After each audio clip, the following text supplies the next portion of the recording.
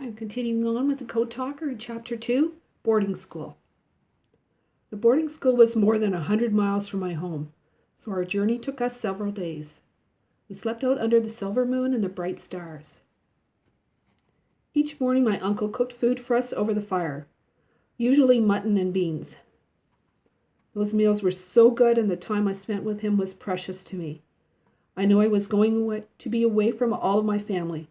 I shall never forget that journey.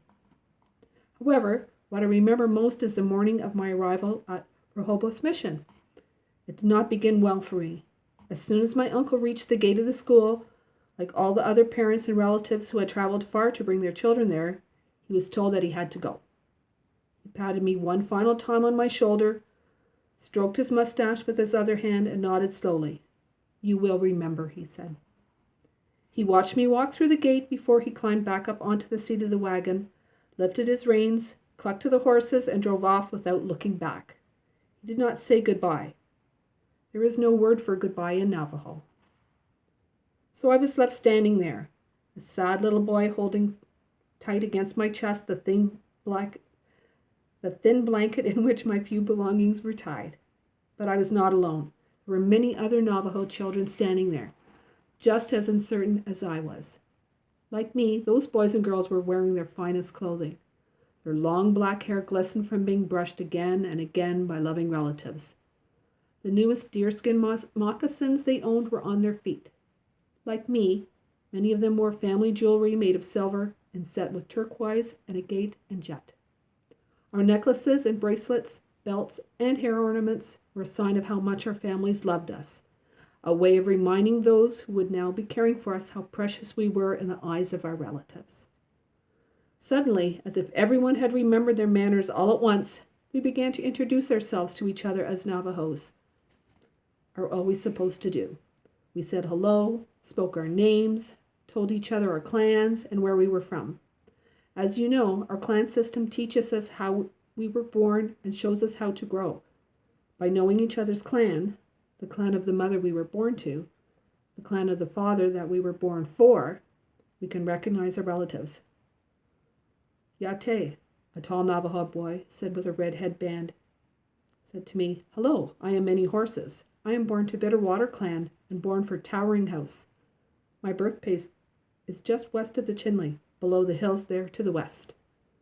Hearing his polite words made me feel less sad, and I answered him slowly and carefully. "Yate, I am Ki Yatse. I was born for Mud Clan and born to Towering House. My birthplace is over near Grants. I am the son of Grey Mustache." A round-faced girl wearing a silky shawl stepped closer to me and bowed her head. "Hello, my relative," she said. "I am Dawn Girl. I too was born to Mud Clan. I am born for Corn Clan." It's not always easy for me to understand what those other boys and girls were saying. Even though we all spoke in Navajo, we had come from many distant parts. In those days, our language was not spoken the same everywhere by every group of Navajos. But despite the fact that some of those children spoke our sacred language differently, what we were doing made me feel happier and more peaceful. We were doing things as our elders had taught us. We were putting ourselves in balance. Suddenly, a huge white man with a red face appeared on the porch above us. "Be quiet," he roared at us in English. Even though most of us could not understand the words he shouted, we all stopped talking. For a moment before we remembered it isn't polite to stare, we all looked up at him. Many of us had seen white people before when we went to the trading post with our elders. Almost every trading post was run by white men. Most of them also had their wives and families with them. Because there were no other kids around, those boys and girls often played with the Navajo children. Some of those white traders' children even learned to speak Navajo pretty well, at least much better than their parents. It's not easy for other people, even other Indians, to learn to speak Navajo properly.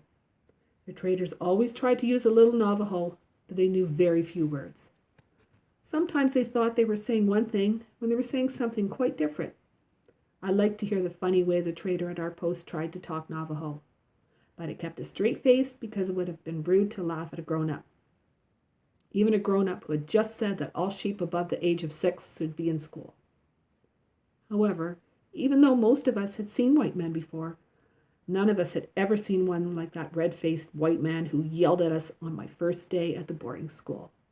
His skin was so red that it seemed to be burning. His hair was also that same fiery color. Moreover, his hair was not just on top of his head, where thick hair is supposed to be. It was all over his face. It was among Navajos, some men may allow a little hair to grow on their upper lip, just as my uncle and my father did. But this red man had as much hair on his face as an animal. It was on his cheeks, his chin, his neck. Thick red hair even grew out of his ears. He pointed his finger and yelped more words that none of us understood.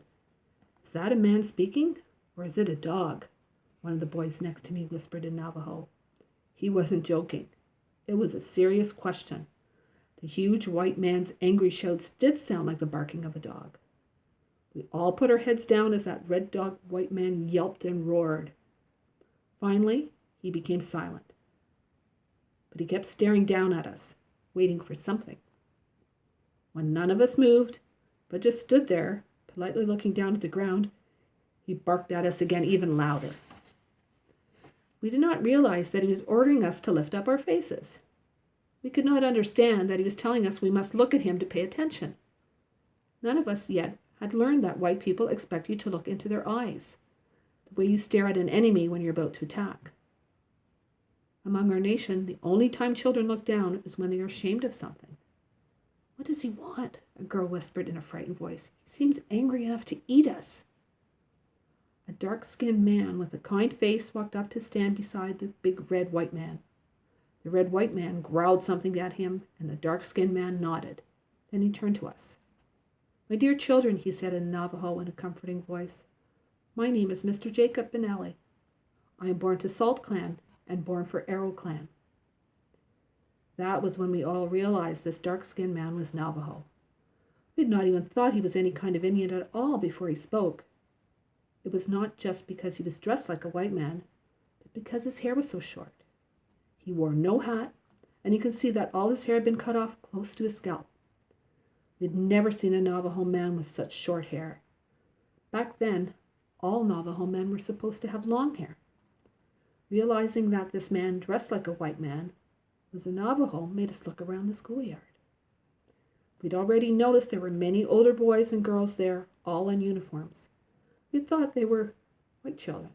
They were watching us silently. Now we looked at them differently, seeing that their emotionless faces looked Navajo, but none of them had come to introduce themselves. Many Horses, the tall boy with the red headband, spoke up.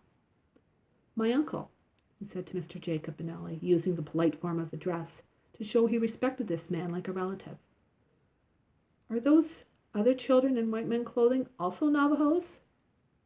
"Yes, my children," Mr. Jacob Benelli said, "but I'm sorry that I must now tell you something. Listen well. You are forbidden to speak Navajo. You must all speak in English or say nothing at all." All of us stood there in silence. Most of us did not know any words in English. Those who did know some English words were so shocked that they could not remember any of them. Finally, Mr. Jacob Benelli helped us. "Children," he said in Navajo, "here is a word of greeting that you can say. Watch now, I hold my mouth and then repeat it after me. Hello, hello." All of us did as he said. We opened our mouths and made these two sounds. Hello, hello, hello. We hoped that this kind Navajo man would stay with us and keep talking Navajo. His job as an interpreter, though, was for one day and one day only. After that, he went back to working in the stables and speaking broken English. The only way left for us was to speak English. Thinking back on it years later, I see now that it was a good policy in one sense. In the weeks that followed, we learned English much more quickly because we could not use our native tongue. But I can never forget how sad it made me feel when I learned enough English to understand what the angry red-white man, whose name was Principal O'Sullivan, had to say about our sacred language and our whole Navajo culture. "Navajo is no good, of no use at all," Principal O'Sullivan shouted at us every day. "Only English will help you get ahead in this world." Although the teachers at the school spoke in quieter tones than our principal, they all said the same. It was no good to speak Navajo or be Navajo. Everything about us that was Indian had to be forgotten.